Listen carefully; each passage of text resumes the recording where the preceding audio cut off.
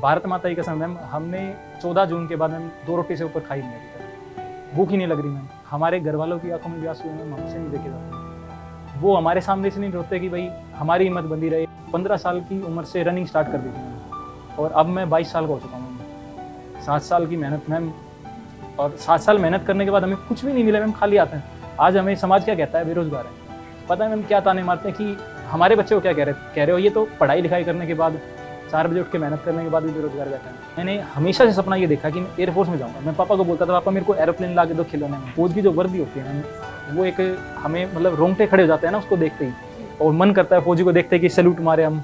और मतलब तिरंगा जब लहराता है ना मैम, तो हम बेशक कितने भी दुख में हो मैम, हमारे चेहरे पे स्माइल आ जाती है और हमारा ऐसे सीना गर्व से चौड़ा हो जाता है कि हमारे देश का तिरंगा है, लहरा रहा है, और ऐसे ही लहराना चाहिए। इस तिरंगे के लिए मैम हम अपनी जान देने को आज भी तैयार हैं। नमस्कार, आप देख रहे हैं न्यूज तक। मैं हूं निधि तनेजा और आज एक बड़े अहम मुद्दे पर हम बात करेंगे उन 7,000 युवाओं की जिनको फाइनल मेरिट लिस्ट में जिनका नाम तो आ गया। बात हम कर रहे हैं इंडियन एयरफोर्स की, लेकिन उसके बाद जो है ज्वाइनिंग लेटर उनके हाथ में कभी नहीं आ पाया, क्योंकि अग्निपथ स्कीम आने के बाद जो पुरानी सारी भर्तियां थी वो कहीं ना कहीं निरस्त हो गई, रद्द हो गई। तो आज ऐसे ही एक स्टूडेंट से बात करेंगे और जानेंगे कि पूरा मसला आखिर है क्या।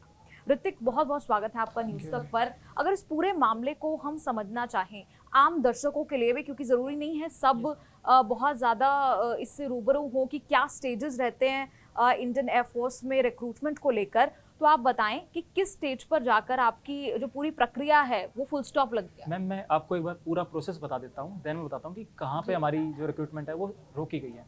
मैम जैसे कि आप सभी को पता है कि भाई अभी फिलहाल 7.5 लाख बच्चों ने एयरफोर्स के फॉर्म भरे हैं, लेकिन अभी मैं बताता हूँ कि एयरफोर्स के फॉर्म भरने के बाद की क्या प्रोसेस होती है। जो एयरफोर्स के जो क्राइटेरियाज होते हैं वो क्या होते हैं। सबसे पहले मैम रिटन एग्जाम किया जाता है। रिटन एग्जाम की एक ऑल इंडिया कट ऑफ होती है, जिसको पार करते हैं तो आप क्वालिफाइड होते हैं। तो मैम ऑल इंडिया वो कट ऑफ आती है, उसको जो बच्चा क्वालिफाई करता है वो बच्चा नेक्स्ट स्टेज के लिए फॉरवर्ड होता है। फर्स्ट स्टेज में रिटन एग्जाम हो गया। सेकंड फेज में सबसे इंपॉर्टेंट चीज होती है फिजिकल स्टैंडर्ड्स। फिजिकल के अंदर मैम रनिंग होती है इंक्लूड, पुशअप्स इंक्लूड होते हैं, स्क्वाट्स इंक्लूड होते हैं, और मैम उसके बाद साइकोलॉजिकल टेस्ट होता है, जिसके अंदर सिचुएशन रिएक्शन टेस्ट, जिसको हम SRT बोलते हैं शॉर्ट फॉर्म में। इसके बाद GD होता है, GD मतलब ग्रुप डिस्कशन। तो मैम ये विंग कमांडर रैंक का अधिकारी ग्रुप डिस्कशन हमारा कंडक्ट करवाता है। जो ये इन सभी स्टेजेस को पार करता है उसको फिर थर्ड फेज के अंदर ट्रांसफर किया जाता है। जो बच्चे क्वालिफाई होते हैं केवल उनको।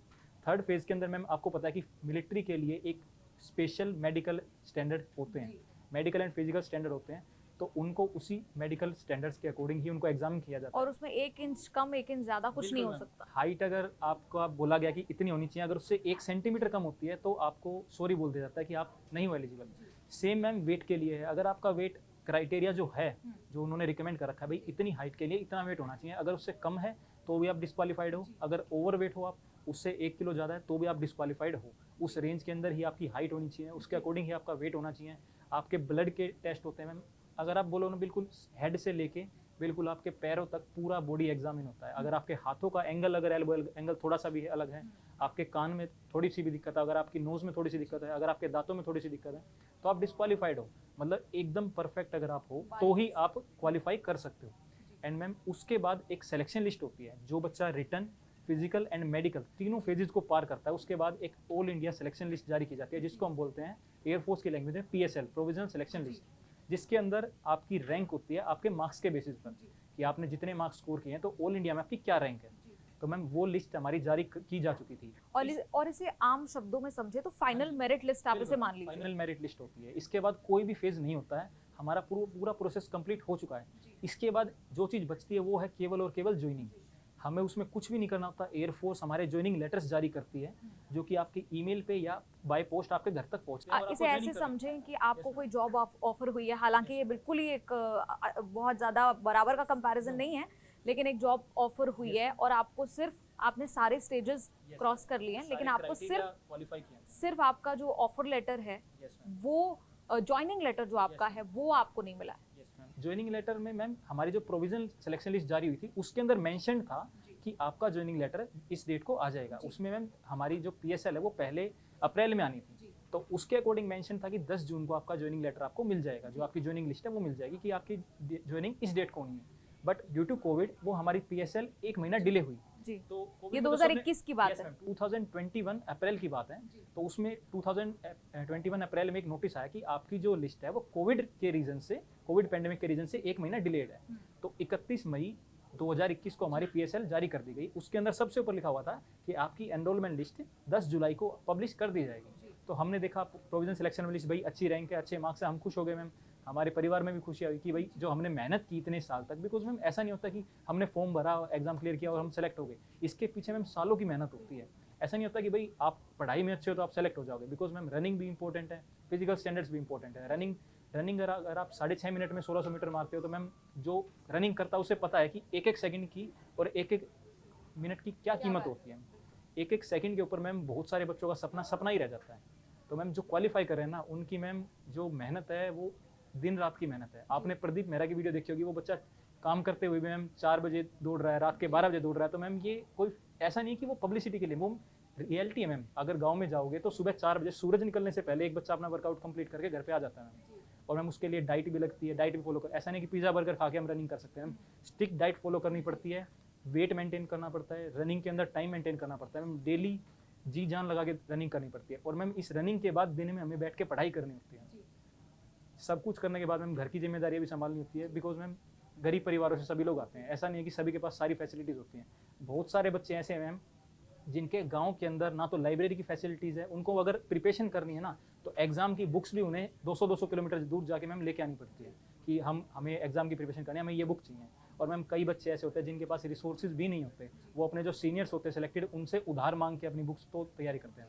अच्छा, तो यहाँ एक बात तो यहाँ पर समझ में आ गई दर्शकों को भी कि ज्वाइनिंग लेटर जो है वो आप करीब 7,000 स्टूडेंट्स हम लगा लें, करीब 7,000 स्टूडेंट्स को, एस्पिरेंट्स को ज्वाइनिंग लेटर हाथ में नहीं मिल पाया, सब स्टेजेस क्लियर होने के बावजूद भी। मैम प्रोमिस किया गया था मैम, रिटर्न के अंदर हमारे पास प्रोमिस है। एयरफोर्स जैसी रिस्पेक्टफुल और इतनी प्रतिष्ठित ऑर्गेनाइजेशन है मैम, जिसका मैम अगर हम फौज की बात करते हैं ना तो हमारे मन में सबसे पहले क्या आता है मैम? Discipline, punctuality. मैम इतनी बड़ी प्रतिष्ठित फौज है जो आपको लिखित में दे रही है कि आपकी एनरोलमेंट लिस्ट 10 जुलाई को पब्लिश कर दी जाएगी। तो मैम एक प्रोमिस नहीं माने तो हम क्या माने मैम? हम तो उस पर भरोसा करते हैं ना मैम। आज भी हम भरोसा करते हैं कि भाई अगर हमारा कोई ऑफिसर कुछ वर्ड्स कह रहा है तो मैम उसकी वैल्यू है, उस पर कोई क्रेडिबिलिटी होती है मैम उस चीज़ की। कहीं ना कहीं लेकिन लगता मैम है कि एक हमको जो बहाना दिया गया ना तो हमने उस पर विश्वास किया, बिकॉज कोविड पेंडेमिक में मैम सबने सफ़र किया, हम भी सफ़र करें तो हम उसको समझते हैं कि भाई कोविड पेंडेमिक है तो कुछ ना कुछ रीजंस रहे होंगे। उन्होंने हमको 10 जुलाई को फिर से एक नोटिस दिया कि ड्यू टू कोविड पेंडेमिक आपकी जो एनरोलमेंट है वो फिलहाल पब्लिश नहीं की जा सकती। 26 जुलाई की डेट दी गई मैम हमें फिर से। तो हमने सोचा आज 10 जुलाई हो गई है, 16 दिन और वेट कर लेते हैं, 26 जुलाई को पब्लिश हो जाएगी। खुशी है, थोड़े दिन लेट मिल जाएगी हमें, बट मैम 26 जुलाई को भी सेम वही चीज़ हमारे साथ दोहराई गई, रिपीटेड चीज़ें, दोबारा से नोटिस डिले का। एंड मैम ये यहीं पे ख़त्म नहीं होता है। आप सोचते होंगे भाई कि सब्र नहीं किया बच्चों ने, 3 बार 4 बार पहले डिले के नोटिस देख के फिर मैम 26 जुलाई के बाद फिर से अगले महीने फिर डिले का नोटिस, फिर डिले का नोटिस, हर महीने की 30 तारीख को 31 तारीख को एक डिले का नोटिस, सेम नोटिस मैम। मतलब ये ऐसा है कि उम्मीद बांध कर टूट जाना, और वो भी कोई छोटे मोटे एग्जाम की बात नहीं है, कोई छोटी मोटी कोई नौकरी की बात नहीं है। हालांकि जो अग्निपथ स्कीम है उसमें एक नौकरी की तरह इसको बांध दिया गया है। नौकरी तो नहीं है मैम, सपने की कीमत नहीं हो सकती ना, सपने को किसी नौकरी से हम कंपेयर नहीं, बिकॉज नौकरी है ना, नौकरी कहीं भी मिल जाती है मैम।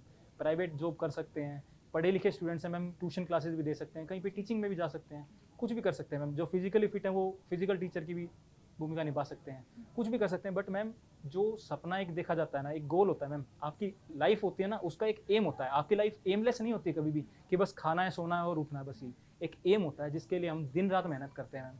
अगर आप उसकी दिन रात मेहनत करने के बाद अगर आपको ये बोला जाए नहीं भाई आपकी तो मंजिल है ये नहीं है, अब नहीं है, अब आपको कुछ और करना पड़ेगा, तो मैम दिल टूट जाता है। और मैम सही बताए ना, अगर भारत माता की कसम मैम, हमने 14 जून के बाद मैम 2 रोटी से ऊपर खाई नहीं अभी तक, भूख ही नहीं लग रही मैम। वो भी इसलिए खा रहे हैं कि भाई घर परिवार देखना पड़ता है मैम, हमारे घर वालों की आंखों में भी आंसू है मैम, हमसे नहीं देखे जाते। वो हमारे सामने से नहीं रोते कि भाई हमारी हिम्मत बंधी रहे। और आपको पता होगा मैम कि बहुत सारे बच्चे सुसाइड कर चुके हैं, और हमारे माँ बाप के मन में कहीं ना कहीं ये डर है कि भाई इतनी मेहनत करने के बाद बच्चे का जब दिल टूटता है, जब उम्मीदें टूटती है ना, तो मैम इतनी मैच्योर एज में हम नहीं हैं। हमने मैम ये लगा लो कि 15 साल की उम्र से रनिंग स्टार्ट कर दी थी मैम, और अब मैं 22 साल का हो चुका हूँ मैम। 7 साल की मेहनत मैम और 7 साल मेहनत करने के बाद हमें कुछ भी नहीं मिला मैम, खाली आते हैं। आज हमें समाज क्या कहता है, बेरोजगार है। पता है मैम क्या ताने मारते हैं कि हमारे बच्चे को क्या कह रहे हो, ये तो पढ़ाई लिखाई करने के बाद 4 बजे उठ के मेहनत करने के बाद भी बेरोजगार बैठा है। ऐसे मैम बेरोजगार की तरह ताने देते हैं और कहते हैं कि क्या कर लिया तुमने देशभक्ति करके, तुम बोलते देश के लिए सेवा करने जाऊंगा, सरहद पे जाऊंगा, मैं तो चले गए सरहद पे। मैम ये ताने मारते हैं मैम। हम जब बोलते थे ना कि मतलब 15 अगस्त है, तिरंगा फहराएंगे, अपने घर की छत पे तिरंगा लहराते थे, तो देखते थे, हाँ कहते थे हाँ तू भी बड़ा देशभक्त है, और कहते कि देशभक्ति से घर नहीं चलता। तो हम कहते थे हम तो अपने देश के लिए जान भी देने के लिए तैयार हैं। बट मैम अब समझ आ रहा है देशभक्ति से घर नहीं चलता। इमोशनल हो गए कहीं ना कहीं। 22 साल की उम्र में आके ये समझ में आ रहा है कि हमने जो साइंस साइड से पढ़ाई की मैम, हमने मेडिकल मेरे पास थी मैम, फिजिक्स और मैथ्स की सब्जेक्ट मेरे पास थे मैम, और अच्छे मार्क्स थे मैम मेरे। जेई नीट का एग्जाम में दोनों के लिए एलिजिबल था, विद बायो मैथ्स थी मेरे पास मैम, और चाहते तो कहीं करियर देख सकते थे मैम। ग्रेजुएट हूँ मैम, मैंने दिल्ली यूनिवर्सिटी से ग्रेजुएशन की है, बट वो सिर्फ इसीलिए किया कि आगे चल के एयरफोर्स में मैं ऑफिसर एंट्री के लिए अप्लाई कर पाऊँ, बिकॉज हमारा टारगेट वही था। हमने आज तक लाइफ में जो भी किया, हमने रनिंग की एयरफोर्स के लिए की, हमने पढ़ाई की एयरफोर्स के लिए की, बाकी अपॉर्चुनिटीज़ को साइड कर दिया, एयरफोर्स के लिए किया मैंने। बट अब आके ये कह रहे हैं कि नहीं भाई, बट मैम रीज़न नहीं है ना, रीज़न बताओ कि हम क्यों डिस्क्वालीफाइड हैं। हमारे जो एयर मार्शल SK जासर हैं बोलते हैं कि सिस्टम बदल गया है। आप समझिए सिस्टम बदल गया तो सिस्टम बदल जाता, क्या बदल गया मैम सिस्टम में। आज भी अग्निवीर में भी वही क्राइटेरिया, आपको एग्जाम देना पड़ेगा, सिलेबस वही है मैम, मैथ्स फिजिक्स का सिलेबस है, इंग्लिश आएगा, सेम सब्जेक्ट्स हैं, आपकी 12th होनी चाहिए, सेम क्राइटेरिया। इसके बाद फिजिकल होगा मैम, वही 1600 मीटर भागनी है जो हम इतने सालों से 1600 मीटर भाग रहे हैं मैम। तो हमें एक एक मीटर कदम में याद हो जाता है कि भाई 10 सेकंड में इतने मीटर कवर होंगे। हमें पता है मैम कि अगर हमने 2 कदम स्लो ले लिए तो हमारा 10 सेकंड यहाँ से टाइम घट जाएगा। और ऋतिक, ना सिर्फ आपके लिए लेकिन आपके माता पिता के लिए भी, क्योंकि बहुत बड़ी बात होती है, हम भी कोई ऑफर किसी को भी आता है। मैम मिडिल क्लास फैमिली के लिए एक तो मैम मैं अपने माँ बाप का इकलौता बेटा हूँ। पहले होता था कि भाई कई सारे बेटे होते थे और मतलब माँ बाप को भी इतना फिक्र नहीं होती थी, बट मैम मेरे पिताजी आज 50 साल क्रॉस कर चुके हैं। उन्हें पता है कि कुछ सालों में वो मतलब घर चलाने लायक नहीं रहेंगे, बिकॉज मैम वो एज है, एज होती है। तो हमें भी मैम ये लगता है कि मेरे पिताजी कितने सालों तक मेहनत करेंगे। मिडिल क्लास फैमिली से मैम मेहनत करके ही घर चलता है, तो नौकरी या सेटलमेंट मेरे पिता के लिए भी एक ज़रूरी चीज़ है कि मेरा बेटा है, कल को लाइफ में जाके उसे कुछ स्ट्रगल ना करनी पड़े और कुछ फेस ना करना पड़े। बिकॉज अभी मेरे पिताजी हमेशा ये कहते हैं, बेटा तुम्हारी ये एज है ना, इसमें तुम पढ़ाई कर लो, अब तुम मेहनत कर लो ईमानदारी से, तो कल को जाके तुम्हारे माँ बाप, तुम्हारा परिवार, आने वाले तुम्हारे बच्चे सुखी रहेंगे, उनको रिसोर्सेज की कभी कमी नहीं होगी मैम। ना हमारे पिताजी ने कभी रिसोर्सेज की कमी होने दी मैम, कैसे ही भी किया, कितनी भी मेहनत की। क्या करते हैं आपके फादर? मेरे पिताजी मैम प्राइवेट जॉब में है, इलेक्ट्रीशियन है मेरे पिताजी, प्राइवेट कंपनी में। तो मैम मेरे पिताजी ने हमेशा ये कहा है कि बेटा तुम्हारे लिए अगर हमें सब कुछ बेचना भी पड़े ना तो हम बेचेंगे, लेकिन तेरी पढ़ाई में कभी कोई कमी नहीं आने देंगे। किताबें तुझे चाहिए बेटा, तू पढ़। मेरी मम्मी कहती है कि नहीं तू फौज में चला जाएगा, हमारी देखभाल कौन करेगा। मेरे पिताजी कहते हैं रोको मत बेटे को, ठीक है, ऐसे उसका दिल टूट जाएगा, रोको मत उसको, वो जो करना चाहता है उसे करने दो। वो फौज में जाना चाहता है, देश के लिए जाना चाहता है, मैं गर्व महसूस करूंगा कि मेरा बेटा देश के लिए काम आ रहा है, ठीक है। तो मेरी मम्मी कहती है ठीक है भाई, अगर जाना चाहता है, इसका इतना दिल है तो जाने दो। लेकिन जब पता लगा कि ज्वाइनिंग लेटर जो है वो हाथ में नहीं आने वाला है, और ये अभी जाकर पता लगा, यानी जुलाई से आप वेट कर रहे थे, पिछले साल जुलाई से, और अब ये जुलाई आ चुकी है, लेकिन हाथ में ऑफर लेटर नहीं है। एक नई स्कीम जरूर है जो सामने आई है, और उस नई स्कीम में आप जैसे 7000 स्टूडेंट्स का कोई प्रावधान। आश्चर्य होगा कि जैसे मैंने बताया 26 जुलाई 2021 को हमारी एनरोलमेंट स्टार्ट हुई थी और डिले का नोटिस आया 2021 से लेके 31 मई 2022 तक 12 महीने हो चुके मैम। हर महीने हमारे को ये नोटिस दिया गया कि आपकी एनरोलमेंट इज डिलेड है, और आप अपनी ईमेल और CSB की ऑफिशियल वेबसाइट, एयरफोर्स की ऑफिशियल वेबसाइट चेक करते रहिए, आपको वहाँ पे आपकी एनरोलमेंट देखने को मिलेगी। तो मैम 1 महीना, 2 महीना, 3 महीना, 4 महीना, मैम 12 महीने हमने इसी उम्मीद में इंतज़ार में बिताए हैं कि कभी ना कभी तो एनरोलमेंट जारी होगी। हमने एक जो विश्वास किया था ना एयरफोर्स पे और CSB पे, हमारी जो सिलेक्शन अथॉरिटी है, कि हाँ देर हो रही है लेकिन हमें हमारी मेहनत का फल मिलेगा।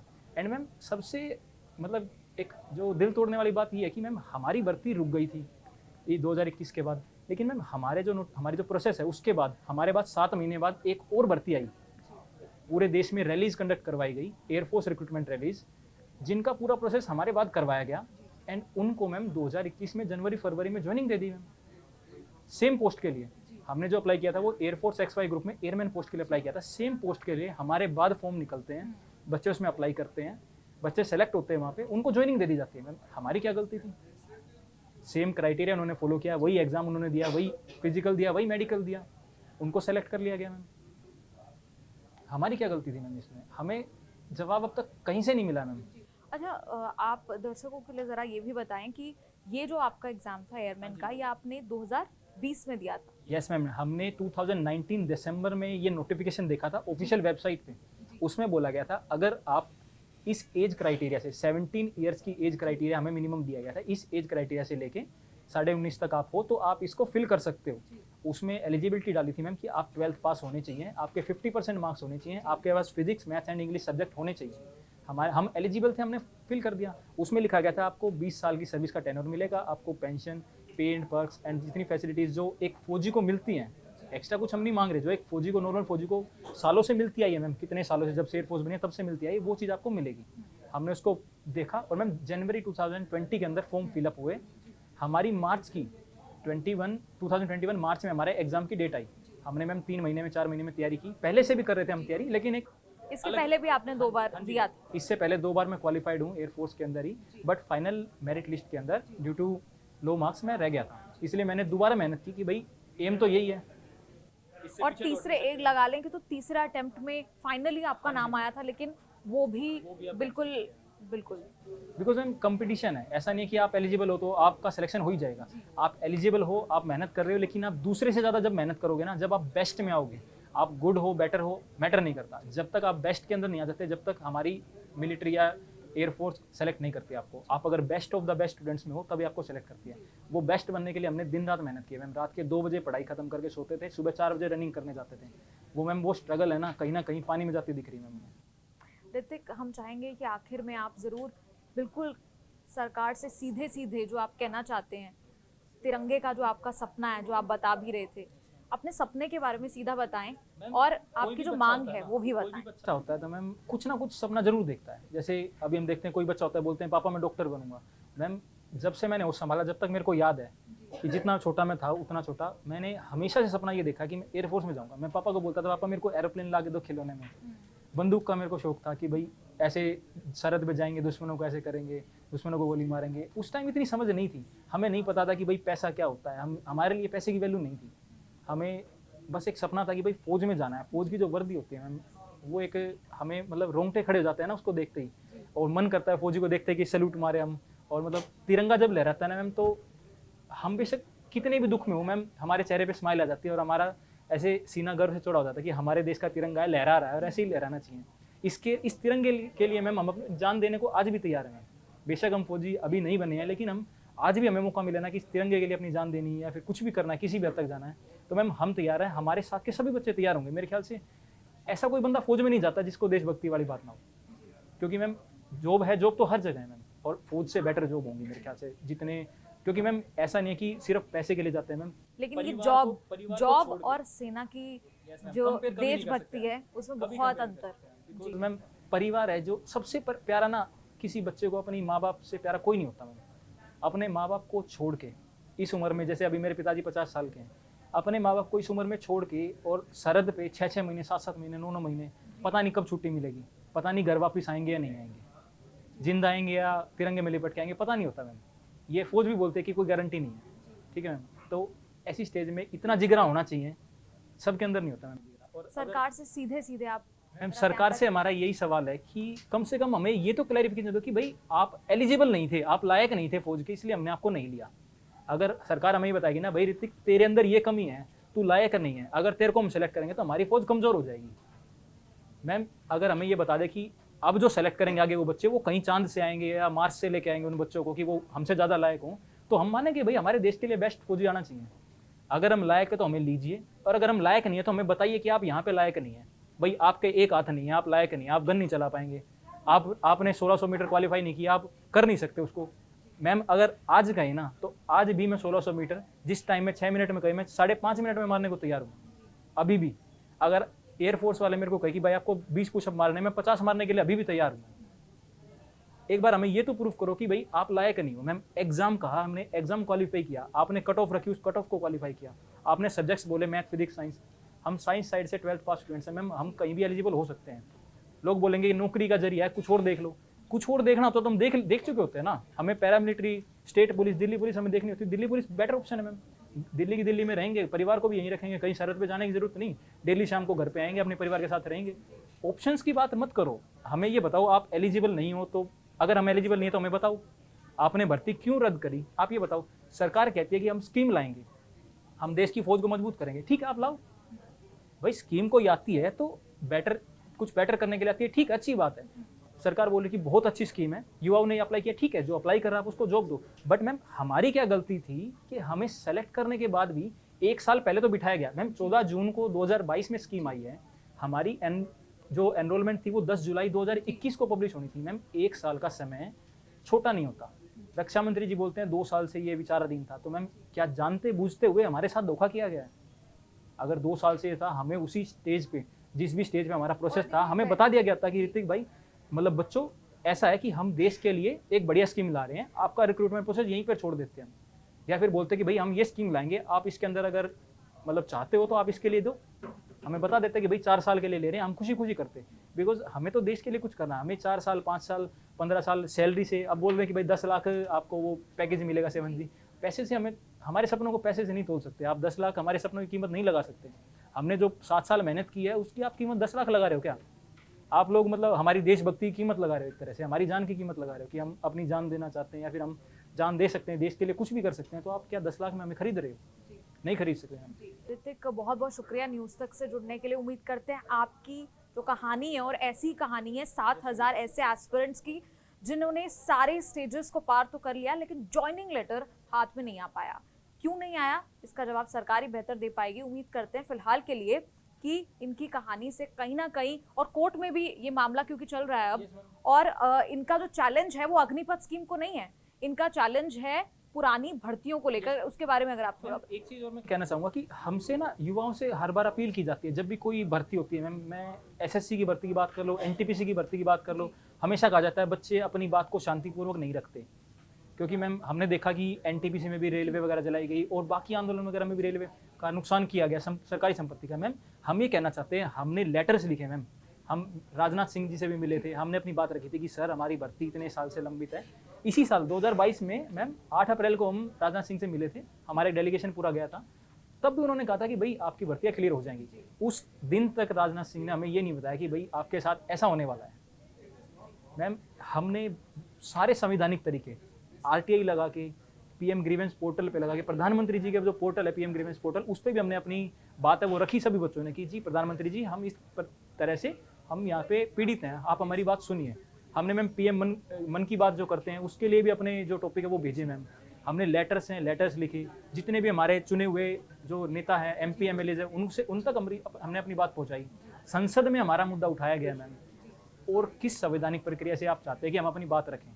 और ऋतिक ने बहुत कैंपेन जो आज बोला जाता है कि ट्विटर कैंपेन एक सोशल मीडिया कैंपेन होता है, यहाँ से आप अपनी बात समाज के सामने रख सकते हो, तब भी किसी ने हमारी बात नहीं सुनी। और मैम जब कहीं पे कुछ प्रोटेस्ट हो जाता है तो बोलते हैं भाई आप तो रोड ब्लॉक कर रहे हो, कोई बच्चा रोड ब्लॉक कर रहा है, ये तो सरकार मतलब जनता को परेशान करने वाली बात होती है। लेकिन मैम जो 1 साल से बच्चे, हमारा परिवार परेशान हो रहा है, 7000 परिवारों की पीड़ा किसी को नहीं दिखती मैम। और ऋतिक ये ज़रूरी है कि पूरी बात का सारांश ये निकालें कि ज्वाइनिंग लेटर जिनके हाथों में होना चाहिए था, आज उनके हाथ में कुछ भी नहीं है। सारे स्टेजेस पूरे आज स्थिति ये है कि पहले तो पढ़ाई करो, मेहनत करो, सेलेक्ट हो, उसके बाद कोई प्रोटेस्ट कर रहा है, कभी कोर्ट के चक्कर लगाने पड़ रहे हैं। मैम जिस फौजी को आज से 1 साल पहले वर्दी पहन के सरहद पे होना चाहिए था, आज उस बेचारे को कोर्ट के चक्कर लगाने पड़ रहे हैं। मैम एक इतने बड़े देश के युवा के लिए अगर ऐसी स्थिति है तो इससे ज़्यादा बुरी स्थिति क्या हो सकती है मैम देश की? और ऋतिक बहुत अच्छी तरह से आपने अपनी पूरी बात रखी। उम्मीद करते हैं कि इस तरफ से उस तरफ सरकार की तरफ ये बात जरूर पहुंचेगी। तो यही चाहते हैं कि कम से कम जवाब तो दिया जाए। 1 साल से मैम कोई भी जवाब, एक शब्द हमारे रक्षा मंत्री की तरफ से नहीं आता। वो बोलते हैं होगी होगी होगी, हम तो ये भी पूछ रहे हैं कि कब होगी, ये बता दो हमें। मैम अब तक ना हमें कोई भी ऐसा सेटिस्फैक्ट्री आंसर नहीं मिला है कि भाई हम ये माने। हमसे लोग पूछते हैं भाई तुम्हारी भर्ती कैंसिल क्यों हुई, हम कहते हैं कोविड रीजन था। अरे कोरोना में भर्ती कैंसिल थोड़ी होती है, डिले होती है। अब तो कोरोना जा चुका, आईआईटी की भर्ती चल रही है, पेपर चल रहे हैं, इतनी बड़ी बड़ी भर्तियाँ हो रही हैं मैम, एनडीए की भर्तियाँ चल रही हैं मैम। इस पूरे प्रोसेस के दौरान नेवी भी तो मिलिट्री का पार्ट है, इंडियन आर्मी, एयरफोर्स, नेवी तीनों बराबर है मैम, तीनों को सेम स्टेज पे लेके चलते हैं, सेम क्राइटेरिया है। नेवी की भर्ती हो रही है मैम, हमारे प्रोसेस रोका जा चुका है, उसके बाद भी नेवी की ज्वाइनिंग हुई है, इस साल भी नेवी की ज्वाइनिंग हुई है मैम। मैम ये कोरोना क्या नेवी वालों के लिए नहीं है, एयरफोर्स वालों के लिए केवल? मतलब कोरोना भी भेदभाव करता है क्या इनमें कि भाई ये बच्चे हैं इनको पकड़ लो? तो मैम ये चीज़ तो हमें कहीं से समझ नहीं आती कि ऐसा क्यों किया गया है। अग्निपथ है, नेवी के लिए भी लागू हुई है, अगर अग्निपथ स्कीम का कुछ इसमें रिलेशन है, हमें लगता नहीं है कि इस पुरानी भर्ती में अग्निपथ का कोई रिलेशन था। हमारे कहीं भी नोटिफिकेशन में अग्निपथ नहीं है। अग्निपथ तो अब लॉन्च हुई है 14 तारीख को, अभी तो फॉर्म भरे गए हैं, अभी तो एग्जाम तक नहीं हुई इनके, एग्जाम होंगे, कभी प्रोसेस पूरी होगी, उनको ज्वाइन करवा देना मैम, हमारी ज्वाइनिंग क्यों कैंसिल की? जी, और यही सवाल है इस सवाल का जवाब हमें चाहिए। 7,000 ऐसे स्टूडेंट्स का ये सवाल जो ऋतिक ने आज उठाए और पूरा डिटेल में बताया कि क्या कुछ रिक्रूटमेंट प्रोसेस रहता है और कहाँ जाकर इनकी भर्ती लटकी, और एक आम जो एक लेमैन भी है वो ये अब समझ पाएगा कि किस ज्वाइनिंग के स्टेज पर बिल्कुल आकर आपको जो है ज्वाइनिंग लेटर नहीं मिलता। पर ऐसे ही सवाल जो हैं ये तमाम स्टूडेंट्स उठा रहे हैं। उम्मीद करते हैं इन सवालों के जवाब कहीं ना कहीं सरकार जरूर देगी।